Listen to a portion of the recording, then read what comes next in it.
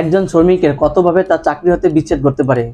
একজন শ্রমিকের সাধারণত 9 ভাবে তার চাকরি হতে বিচ্ছেদ করতে পারে। 1. রিটেসমেন্ট বা ছাঁটাই।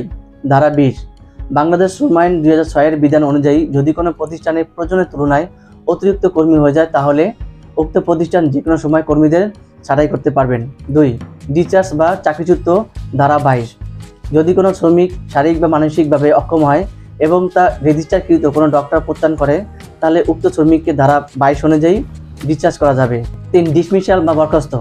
ধারা 23 যদি কোনো শ্রমিকের বিরুদ্ধে অসৎ আচরণের অভিযোগ পাওয়া যায় এবং তা সুষ্ঠু তদন্তের মাধ্যমে প্রমাণিত হয় তাহলে তাকে ধারা 23 অনুযায়ী উক্ত শ্রমিককে বরখাস্ত করা যাবে। 4. রিমুভাল বা অপসারণ। ধারা 23 ক যদি কোনো শ্রমিকের বিরুদ্ধে অপকর্ম বা অনৈতিক কাজের অভিযোগ পাওয়া যায় এবং তা সঠিক তদন্তের মাধ্যমে প্রমাণিত হয় তাহলে উক্ত শ্রমিককে ধারা 23 ক অনুযায়ী রিমুভাল বা অপসারণ করা যাবে। 5.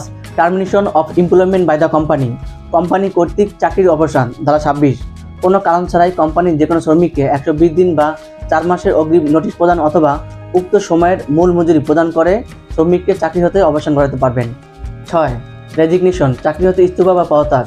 ধারা 27 কোম্পানি থেকে যদি কোনো শ্রমিক চাকরি হতে ইস্তফা নিতে চান তাহলে উক্ত শ্রমিক কোম্পানিকে 60 দিনের অগ্রিম নোটিশ অথবা উক্ত সময়ের জন্য ভর্তুকি দিয়ে চাকরি হতে পদত্যাগ নিতে পারবে। 7. রিটায়ারমেন্ট বা অবসর।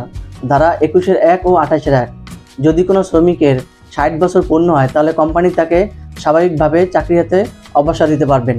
ডেথ বা মৃত্যুজনিত কারণে স্বাভাবিকভাবে একটি কর্মীর চাকরি হতে অবসান করতে পারে। 9. বিনা অনুমতিতে অনুপস্থিত।